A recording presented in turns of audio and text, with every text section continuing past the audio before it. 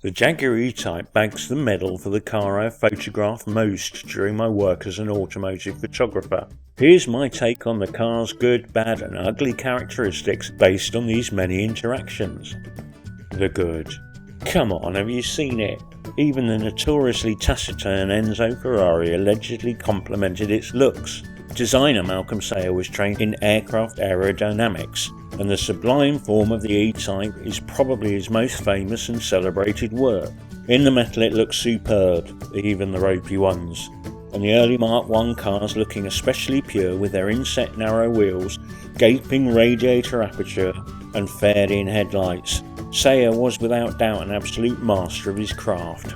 Perhaps no surprise then that a number of my goods are aesthetically linked. The Mark I cars' fared-in headlights are an example. They look so good and have a whiff of 1950s/60s space race about them for some reason. They were a sad loss when the Mark II appeared without them, due to evolving safety regulations of the time. Sayer's curves and swoops were derived by him mentally doing compound calculations like a human CAD program, so it's no surprise that they are so organic looking. Clamshell bonnet, or hood for our American friends, is its very own work of art that I would happily hang on my wall. Those double louvers arranged either side of that surprisingly large power bulge are a shorthand for automotive distinction. The doors that cut deep into the front wings are an E-Type signature, as well as a practical aid to easier ingress and egress. The best kind of design combines visual theatre with useful utility. A superb detail, even if it does make door drop, an unfortunate side effect over time. Whilst the Mark III cars seem to dumb down some of Sayer's sterling work in places, the arrival of the mighty 5.3 litre V12 ushered in one of my favourite E-Type details, and one that I always lavish with lens time. That, of course, is the distinctive fishtail exhaust, or more formally and boringly known as the 4-outlet centre exit exhaust. I love these, whatever they're called. In terms of the good, the interior of the E-Type isn't lacking in theatre and drama either. Like much of the E-Type's good facets, this is especially true of the early cars. There are definitely some aviation influences in here too. The Mark I combines a row of 4 auxiliary gauges with 6 uber cool toggle switches and a couple of other knobs and buttons. A big pair of Smith's gauges sit ahead of the driver and behind a sublime wood and alloy steering wheel. It's a heady combination indeed. And then there are the engines. The early straight sixes are iterations of the mighty XK unit, and the legendary 5.3 litre V12 in the Mark III cars was adapted from a shelved Le Mans race car concept. Whichever lump you're lucky enough to end up sitting behind, it will be a legendary piece of automotive hardware. The bad. Finding fault with the E-Type is a thankless task, but every car has its flaws, and this legend is no exception. A downside of Sayer's complex design, for example, is that the panels feature quite a number of very visible shut lines.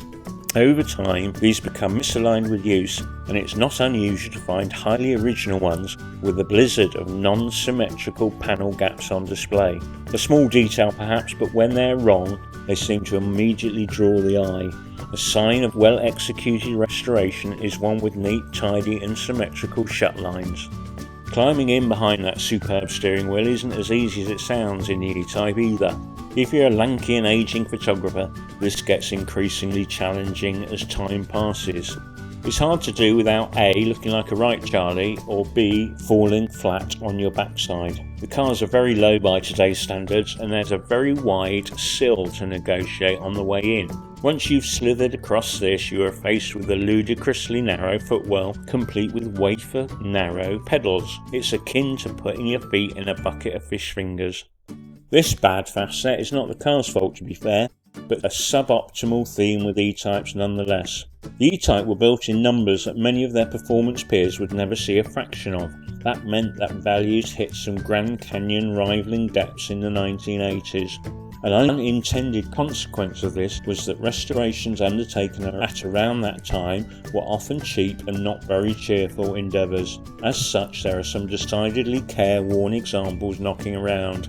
something to be mindful and aware of. The ugly. Surely there can be nothing ugly about such a beautiful car. Well, yes and no. Again, you could argue that the ugliest part of the E-Type is nothing really to do with the material, design or construction of the car. It's none other than the tortuous ups and downs in value that E-Type owners often have to endure. Get your timing wrong and it really can be ugly.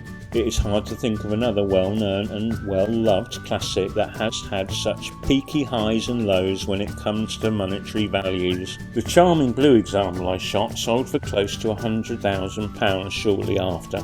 Less than a year later it would have likely been worth roughly half of that sum. If that's not ugly, I don't know what is. Now, all this nonsense is purely my opinion. There'll be plenty of others and all as valid or invalid as mine. So don't be shy and share your thoughts in the comments.